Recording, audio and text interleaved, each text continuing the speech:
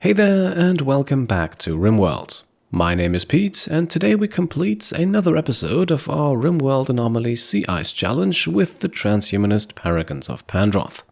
Last time we left off, after another eventful episode, our colonist Ben betrayed us and called in a swarm of sight stealers. We beat those by summoning a war queen and were promptly attacked by shamblers afterwards. Against those, we summoned a Diabolus and then, perhaps somewhat foolishly, a Pitgate soon after, to dispose of some toxic waste for a quest. Unfortunately though, the emerging Fleshbeasts were a bit more numerous than expected. We also got hit by toxic fallout, and so our situation is currently not necessarily the best as we get things underway here. As we schedule another flooring project, we receive a quest from a tribal village that is begging for help, although by now we know that this is a village overgrown with flesh, and I'm not entirely sure that our colonists need to see more of that anytime soon. Especially since we also have 3 unexplored mining sites in the vicinity, with 2 of them expiring shortly. Last episode's fight then also leaves some marks. Nazim suffers an infection, but that's nothing we can't cure. A little less fixable is Maniac's left leg, which he did in fact lose entirely in the chaos, but we've got a new one already being made. Apart from that, Randy allows us a few hours here to take care of cleanup, tending and repairs. Ellie also receives a creativity inspiration that, considering her construction skill, we should probably spend on a bed or some other piece of furniture. First of all though, Ellie will go on a small journey. Packed into a transport pod, together with a bit of food and materials for the return trip, she is now going to mine some gold for us. Yes, I know Maniac would be the far better miner, but he would not be able to build the transport pod and launch it to get back home, so we'd need to send 2 people, and that means 2 pods. Having Ellie do it is therefore a bit more efficient. Slave Shireen, meanwhile, finishes a bionic leg for Maniac, who promptly receives it as artificial body part number 3, now sporting 2 bionic legs, and just in that moment we are also visited by a trade ship. Now we'll take care of them once Ellie gets back, so for now let's take a moment here to see how things are going over at the pit gate, where our lifter bots are eagerly dumping our toxic waste into the hole. As you can see, this will take some time, but it is tasks like these which are just perfect for our little robots. Ellie, meanwhile, is already done mining. She'll bring back a good 350 units of gold, mostly used to make advanced components, and at a cost of 3 gold per piece, this should last us for quite a while. Calling the trader, Ellie then strikes a deal for a reinforced barrel at the cost of some of that gold and an old flak vest, and we'll get that barrel installed immediately. You never know when the mortar might come in handy. Following that, the next step in our base expansion begins. We construct ourselves a second entity holding facility. This one will be made from plasteel right from the start, and with 16 holding spots in total, we should be able to house a complete collection of all entities that can be captured in the Anomaly DLC. Near the pit gate, meanwhile, there is trouble brewing. As you can see, the waste packs are starting to deteriorate, and while I'm still confident that our lifters will be able to dump most of them underground, we will apparently not be able to entirely avoid some pollution here, which is of course not ideal.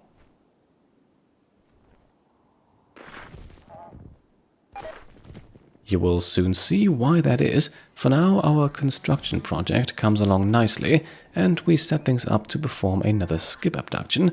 Ideally, we grab another person here who can help Zamal and Shireen, either with crafting, stone cutting, or perhaps even at the deep drill. However, the person we eventually end up abducting is none of that. Instead, it is a surprise appearance from a familiar face.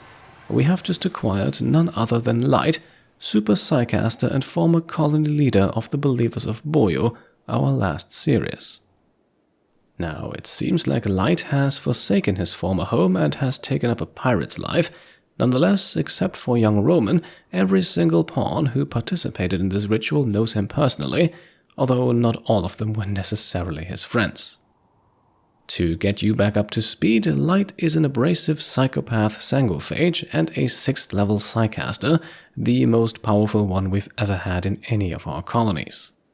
And well, with him now in a 2-day psychic coma, we really have no other choice but to capture him if we don't want to let him die, but I'd really love to hear your thoughts on what we should do with him long term. On a more mechanical level, I feel like our colony could have a hard time supporting 3 sanguiphages, and again, considering that we all just learned that Light has abandoned the Believers of Boyo, I could see our pawns being hesitant to accept him into their ranks permanently. On the other hand, enslaving him seems awfully cruel for a former companion, especially considering that current leader Elpis is both a sanguiphage and a psycaster as well. So we'll bring him in for now, and because it's the transhumanist way, we will also plug him into the gene extractor. After all, he's in a coma anyway and won't notice. Our toxic waste packs, meanwhile, are deteriorating faster and faster, and sooner or later that had to have consequences. So we've got insects incoming, for the first and likely only time on the sea ice, drawn in by the pollution they have formed as cocoons and will remain dormant until disturbed, which of course we want to use strategically. So no immediate threat here, but we can't get too close to them, so our bots have aborted their waste pack dumping, we'll let the last few go up in toxic smoke, and wait for a threat that warrants activating these 74 insects. Our holding cells are then almost finished. As Light successfully undergoes gene extraction, we grab the strong melee gene, certainly not a bad one, although as a sanguiphage he obviously has more powerful stuff inside of him. I think episode 26 is also a perfect time to get some rudimentary defenses into place, before we then perform the draw animals ritual again, since we are running out of furs and leathers to make clothing with. The outcome then is a small group of muffalos. I had honestly hoped for something slightly more numerous here, but I guess we'll take it. As always, hunting them down is no challenge for our pawns.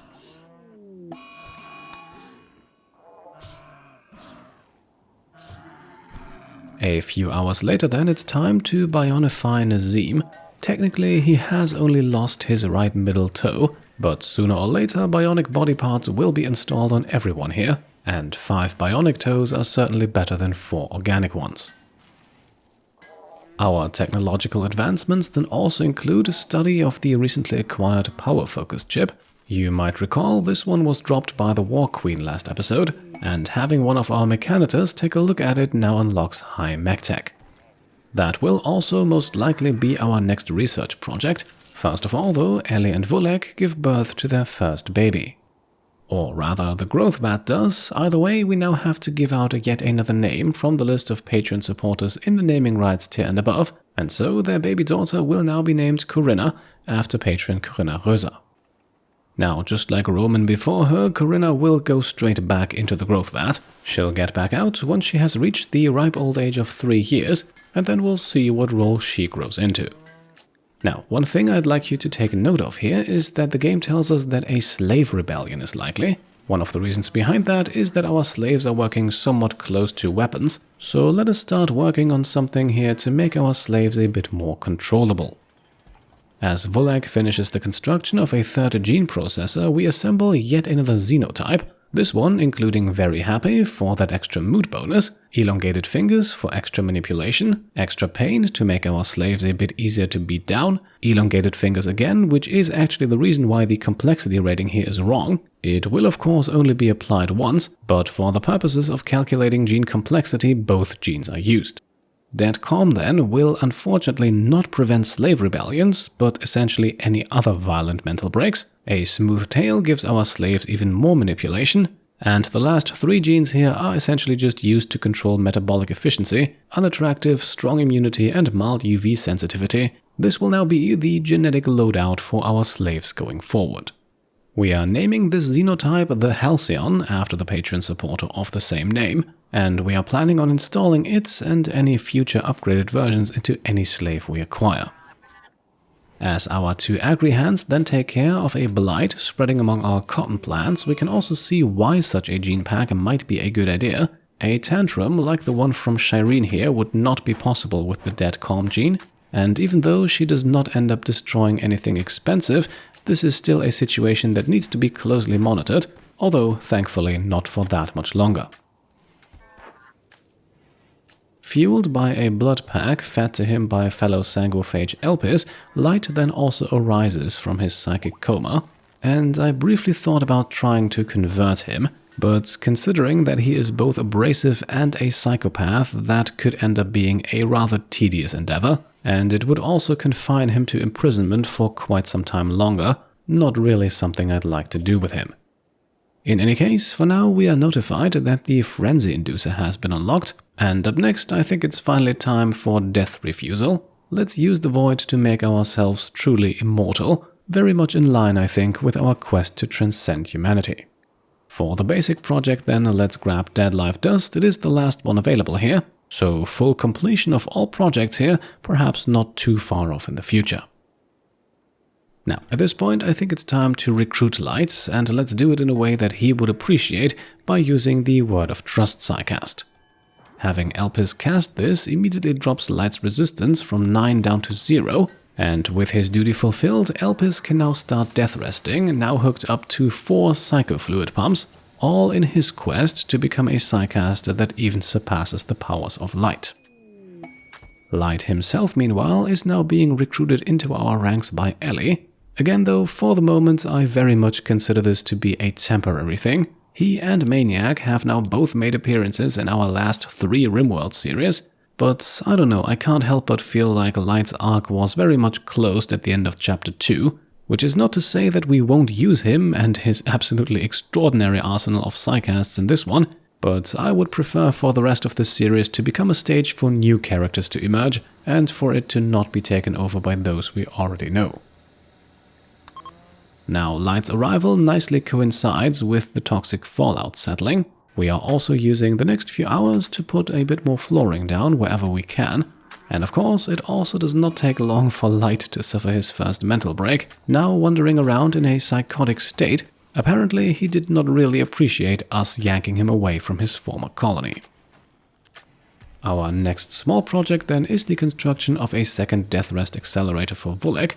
And in order to be able to connect to both of those, that's the maximum by the way, he will also ingest another death rest capacity serum now. And not only that, we will in fact also have him start death resting now. Normally I don't like to do this, having both sanguiphages out at the same time, but now we also have Light as a backup, so perhaps we can interpret this as a show of trust from Elpis and Vulek. Now it's been a while since we scheduled the creation of our Halcyon Xenogerm. Now though it is finished and will first be installed into Zamal. Not only because he was the first slave we acquired, but also because Shireen is currently under the effects of catharsis and I don't want to waste that, not to mention that she's a pigskin and we might still be able to squeeze 1 or 2 more genes out of her. Zamal meanwhile will now go into a 1.5 day coma, a small price to pay I think for now becoming a much more useful addition to the colony. We are, of course, beginning the assembly of a second Halcyon Xenogerm right away. Again, we might want to plug Shireen into the gene extractor once or twice before actually installing it, but its creation will most likely take some time anyway, as we are preparing to go on a small expedition down into the pit gate. First of all, though, the anomaly comes to us in the form of a lone ghoul. Well, I suppose we've got 3 of those ourselves, we might as well use them. And with the creature only going down and not dying, we can also capture it, a little bit of extra basic study and bioferrite, although in a few days the former will no longer be necessary, which I imagine will take a bit of a load off of Nazim's hands. Now then, into the pit gate we go. We have assembled a small strike force here consisting of Ellie, Maniac, Lauren and Nightshade, together with Ghouls Midnight and Jay, as well as Scyther Gnome. Down in the pit gate, they also find slightly more than 400 toxic waste packs neatly piled up, so I suppose sooner or later the Dreadmeld in this one will suffer the same fate as the first one. Until then though, we can explore and strip the place of valuables, starting with a bionic eye from the first flesh sack here. Shortly after then it's time for a bit of combat, but nothing that puts our troops in any serious danger. We've brought a sufficiently high number of melee units, I think, to deal with everything down here. Not to mention that pit gates usually don't have too many Fleshbeasts in them in the first place. What they do have inside of them, however, is the powerful Dreadmeld, and it seems like we're getting close to that one, so perhaps it might be a good idea to continue our exploration in a different direction for now. Eventually, this brings about another bulb freak, and after shooting it, a few smaller Fleshbeasts, but again, nothing that we can't handle, even though our ranged units do get a bit too close for comfort here.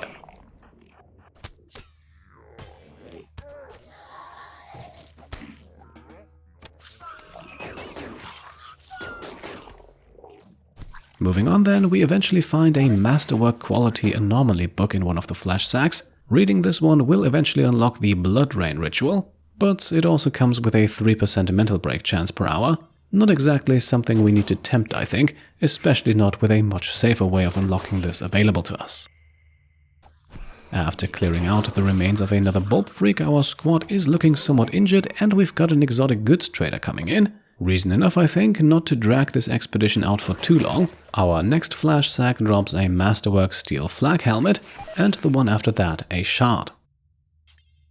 After a bit more progress, we come across another nest of Fleshbeasts, but these are only finger spikes, and after disposing of them, we continue exploring for just a brief moment longer. While we do, the caravan unfortunately also decides to leave again because of the temperatures. But don't worry, I looked through their inventory and they really did not have anything worth buying. A bionic arm, then another lovely find to add to our collection. And a short moment later, it's time for the next event. We have an animal migration of polar bears, which we are of course not going to harm, but this also gives me a brief chance to remind you of the Polar Bears International fundraiser we still have going on. Together we have already raised over $5,000 over the course of this series, and if you happen to have the means to donate to a cause that is close to my heart, then I would very much appreciate it. Also very much appreciated is the recovery of an Archotech eye as our last find down here. At this point, I think it's time that we finally head back to the surface. Back in the base, Ellie drops off our loot. The bionic arm will actually use right away. It will now be installed onto Slave Samal. The admittedly once again very minor reason for this, a missing thumb on his right hand. So if you stay with the Paragons of Pandroth, you've got to be careful. Lose a thumb or a toe, and before you know it, your entire leg or arm has been replaced. As planned then, Shireen goes for one more trip into the gene extractor. Ellie is already in the final stages of preparing another Halcyon xenogerm, although depending on what we get out of Shireen this time, it might still take a few more days until we install that. Nazim then throwing a party, perhaps to celebrate the arrival of light, who knows. Ellie meanwhile takes the opportunity to go on a food binge. Hopefully that comes to an end before her creativity inspiration does. A short while later, with the party finished, more bad news. Although admittedly the entity escape here could be much worse. It is just that ghoul we just captured, and this time around our pacifying squad is not quite so lenient. So that's one less entity to worry about. Nazim might secretly be thankful. Meanwhile, from a cargo drop we recover some warts that I suppose we will probably end up selling. The steel slag chunks at least will be useful though. From Pigskin Shireen we then extract the reduced pain gene pack, kind of the opposite of what we currently have in our Halcyon slave xenogerm, but perhaps useful down the line to install on a few of our colonists. Volek, by the way, has also successfully completed his death rest already, and while we do have a bulk goods trader arrive at this moment, forgive me for completely forgetting about them for the rest of the episode, we'll take care of that next time. For today, a few final events then. First, we receive this quest right here, which would potentially allow us to recruit a 13-year-old medical assistant with the very fitting name of Sausage, and yes, he is a pigskin. However, that is all the information we can get at this point, and his position is also protected by a mechanoid cluster and another unknown threat, so I'm not entirely sure about this one and would love to hear what you think. One argument in favor of this quest is that our colonists are itching for conquest. The radar part of our ideology has definitely been neglected a bit over these last few episodes. The technological side of things, however, is shining bright. The specialized limbs research, which we mostly did for the drill arm, has now been completed, and up next is high mech tech. This will allow us to manufacture some truly powerful mechanoids of our own, stuff like centipedes, and yes, even our very own Diabolus. To end the episode then, I would like to leave you guys with one more question, and it relates to Light, who is famously missing both of his eyes. Now, as you can see, we have 2 replacements lying around and could easily manufacture more. However, the fact that he is blind is also a considerable contributor to his psychic power. So, what do you think? Should we cure his blindness and with that remove some of that power? Or should we leave him the way he is, a not entirely perfect human, and as such perhaps also not suitable to stay with us for the long term? Let me know what you think in the comments down below, and with that I think we have also reached a good point to make the cut for today. So as always, I hope you enjoyed the video, and if you did, then I would be very happy if you could leave a thumbs up. If you like what I'm doing and want to support me and my channel further, then you can go ahead and subscribe to stay up to date, grab some merch over on shop.petecomplete.com, or check out and maybe even pledge to the Pete Complete Patreon. Thank you all for watching, and I'll see you next time. Cheers.